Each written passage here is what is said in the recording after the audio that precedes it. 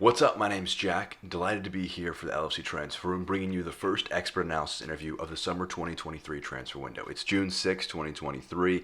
Alexis McAllister is reportedly having his medical here today, so no better time to get some Brighton insight into his career and his past season with Brighton and Hove Albion. Joining us is Tom from Albion Obsessed. Go show them some love. A link to their channel is down in the description below. Being very insightful, very gracious to come onto the channel to offer some insight into the Argentine ahead of his reported move to Liverpool.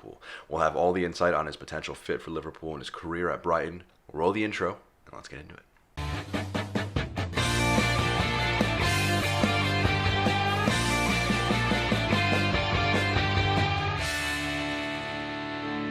So Brighton had two managers last year. First, Graham Potter, then Roberto De Zerbi, a pair of managers that used him in different ways. Let's first kick things off with how they'd used him last season and how McAllister sat up in Brighton's tactical setup.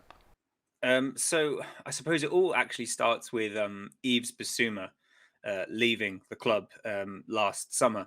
Bissouma played like this holding midfielder role, and when he left for Spurs, Brighton were sort of like, well, a lot of Brighton fans were asking who's going to fill in this void that Bissouma is going to leave, because Caicedo at the time he was still relatively new to the Premier League, and up steps Alexis McAllister, who did play as like a more of a 10. But then he was suddenly being asked to play in this holding midfield role. And a lot of fans at the start of the season weren't sure how that would go, but I think it became very obvious in the first few games how good he was in that holding midfielder role. He's not your hard tackling midfielder, but what he does is he keeps us ticking over really nicely. And because he plays alongside Moises Caicedo, who is that hard tackler, who's going to chase back and chase for every single ball, it was just a really nice midfield partnership. He's got fantastic vision, fantastic range of passing, and he was playing very, very well. And then Potter left, and in came Roberto De Zerbi, a complete change of style. We set up with a back four with two holding midfielders in front of that back four, working as like a double pivot, and he just excelled in that role. Absolutely excelled in it, and he had been, as I say, playing further forward, and he did for Argentina in the World Cup. But no, in pre-World Cup, his holding midfielder role was just exceptional. He's a fantastic tackler of the ball, as well, a very hard-hitting tackler as well, which surprised a few of us.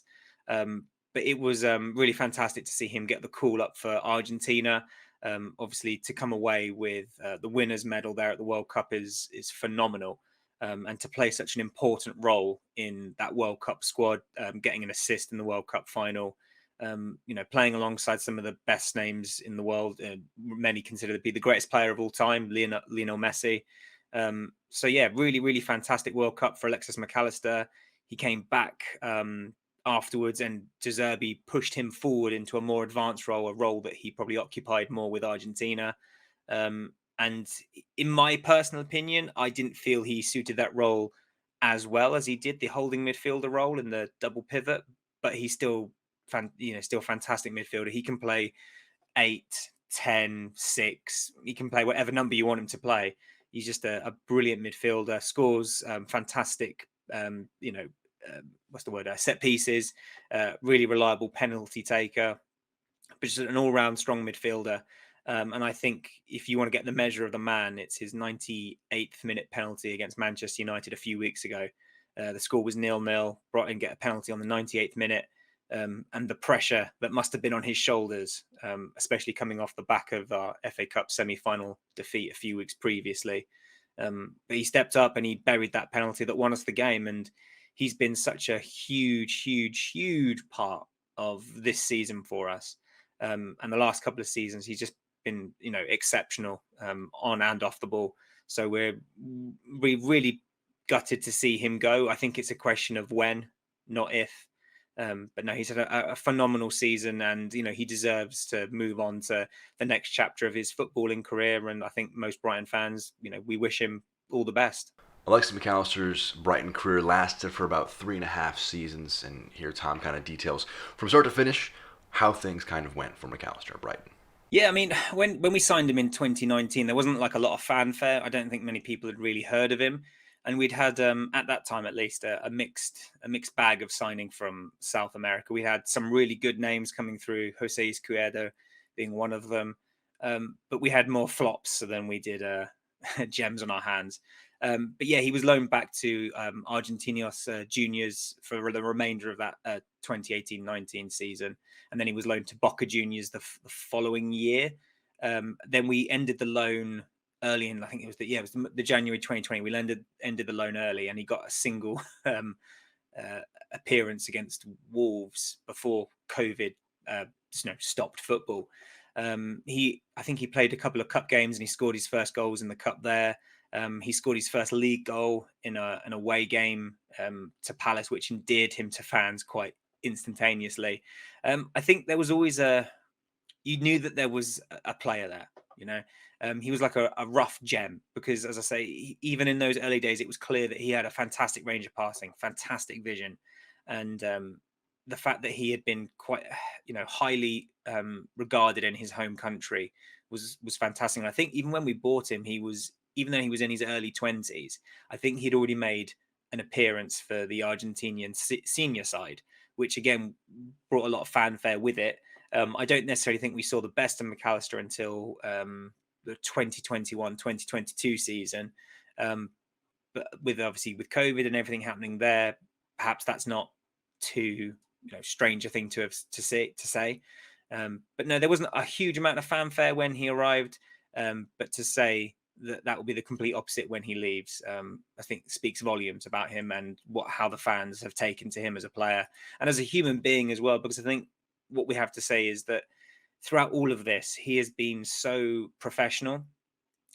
We had a transfer saga in January where a player very publicly announced they wanted to leave.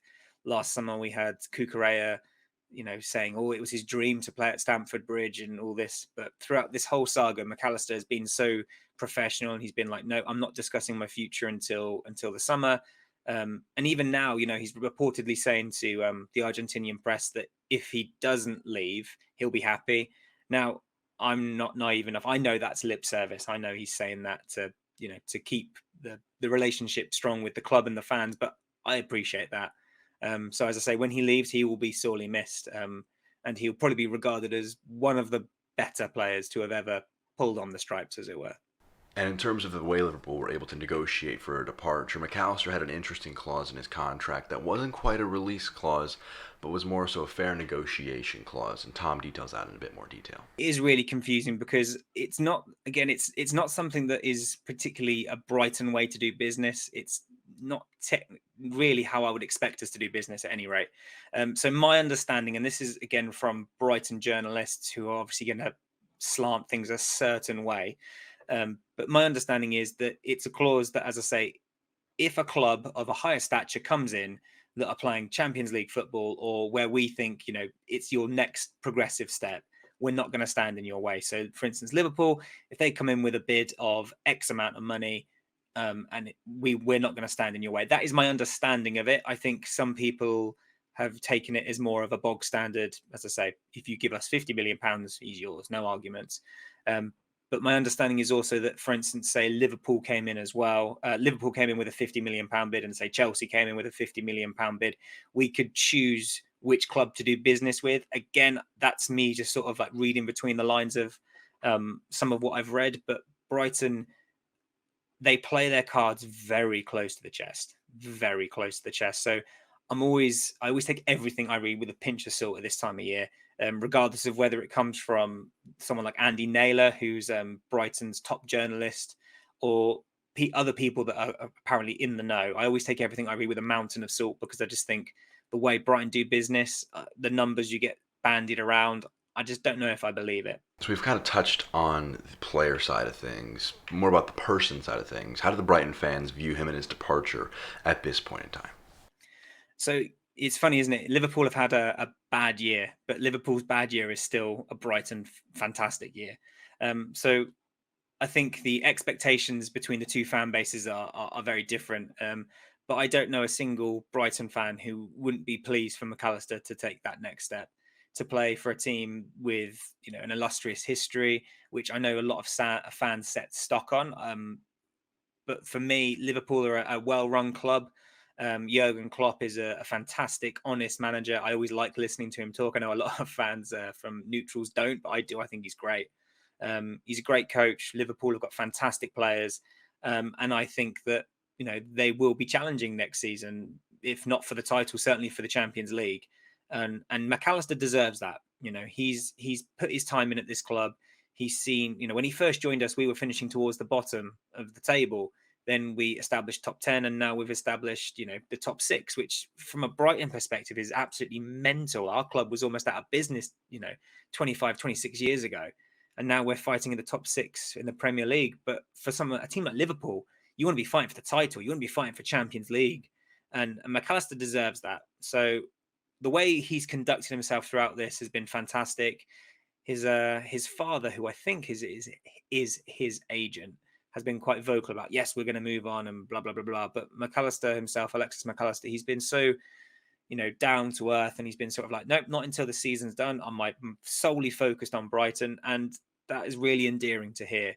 Again, I totally understand it's probably just lip service, but as a fan, the last thing you want to hear is your player say, yeah, I can't wait for the season to be finished so I can go and play for that other club, which he hasn't done. He's been, as I say, a professional throughout. The fact that he was in absolute floods of tears on the final day, Aston Villa, it shows how much he cares about this club, and he probably appreciates the fans. So, I like many other Brighton fans, wish him all the best, and I genuinely think he would do a fantastic job at Liverpool. Some great insight from Tom there. As I mentioned at the beginning of the video, a link to their channels in the description below. Please go show them some love. Really appreciate them coming on the page here today. Really glad they were able to offer some expert insight. Well, we've got a lot more of these interviews lined up. These videos are preparing to come out in the next few days and weeks, so make sure you subscribe for those. And in the comments, let us know about your thoughts on the McAllister transfer and any other of these videos that you would like to see on the page. But I've been Jack for the LFC Transfer Room. Until next time, take care.